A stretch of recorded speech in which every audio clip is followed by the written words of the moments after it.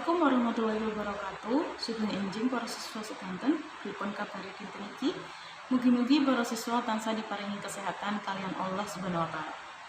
Ing video pembelajaran menika Budwi badhe nerangaken bab sekawan yaiku uluk salam. Ing video pembelajaran menika wonten 3 materi ingkang dibahas. Kaping setunggal yaiku basa ngoko lan basa krama. Kaping kalih yaiku tuladhane salam. Kaping 3 yaiku aksara gedhe lan tandha cecek.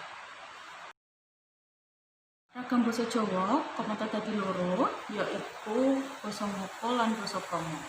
Basa ngoko kapan temene iki loro yaiku ngoko alus lan ngoko lugu. Uga basa krama kapan dadi loro yaiku krama alus lan krama lugu. Ing kaping setunggal yaiku ngoko lugu. Ngoko lugu wujude kabeh tetembungane migunakake tembung ngoko. Ngoko lugu digunakake kanggo omong-omongan antarane wong sing wis kekancan akrab lan wong tuwa marang anake. Ingkang kaping kalih yaiku ngoko alus. Ngoko alus wujude tembung-tembung ngoko kang dicampur tembung krama. Tembung iki kanggo ngajeni wong sing diajak omong-omongan. Ngoko alus biasane digunakake kanggo omong-omongan antara wong dewasa sing wis akrab nanging isih padha ngajeni, wong tuwa marang nom sing diajeni lan kanggo ngomongake wong sing diajeni. Kaping 3 yaiku krama lugu. Krama lugu wujude tetembungane nganggo tembung krama. Ananging wuwuhane isih migunakake wuwuhan basa ngoko. Krama lugu biasane digunakake dening bakul ing pasar menawa omong-omongan karo wong sing arep tuku.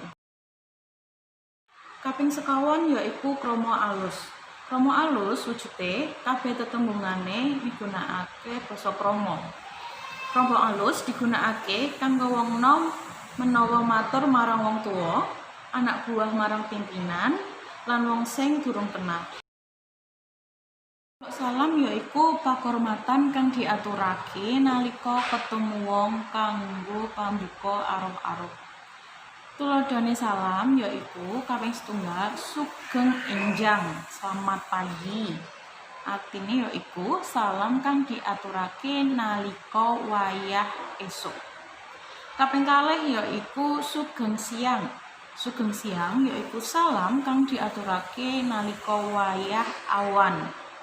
Sugeng sonten yaiku salam kang diaturake nalika wayah sore.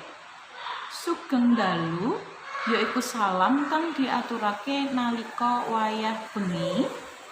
Sugeng sare yaiku salam kang diaturake kanggo wong kang arep turu. Sugeng dahar yaiku salam kang diaturake kanggo wong kang arep mangan. Sugeng tindak yaiku salam kang diaturake kanggo wong kang arep lunga.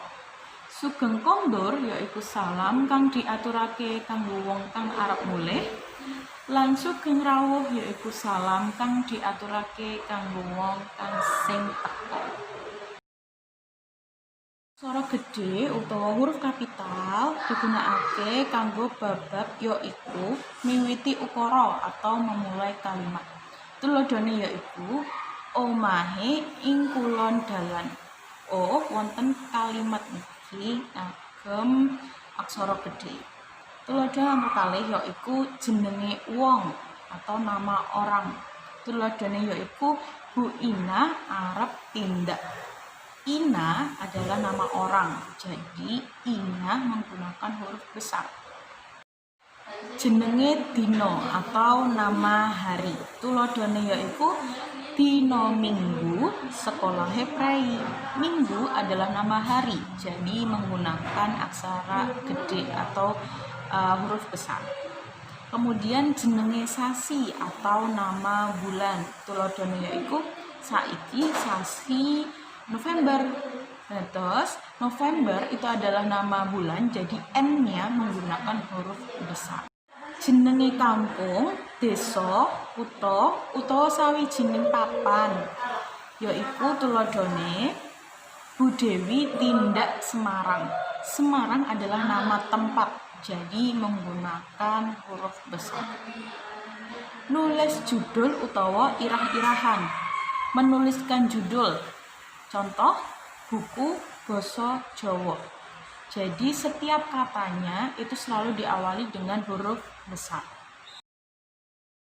Tanda cecek utawa tanda titik yaitu digunakake kanggo mungkasi ukara. Tanda titik itu digunakan untuk mengakhiri kalimat. Tuladhane yaitu Siti mangan telo titik. Bu Dewi iku gurune Bima titik. Alhamdulillah sampun cekap materi bab sekawan menika. Menawi para siswa gadah pitakonan, para siswa saged tanglet kalian Bu Dewi napa Pak Sulis. Sekian pembelajaran hari ini. Ngapunten menawi Bu Dewi nerangaken gadah pepatan.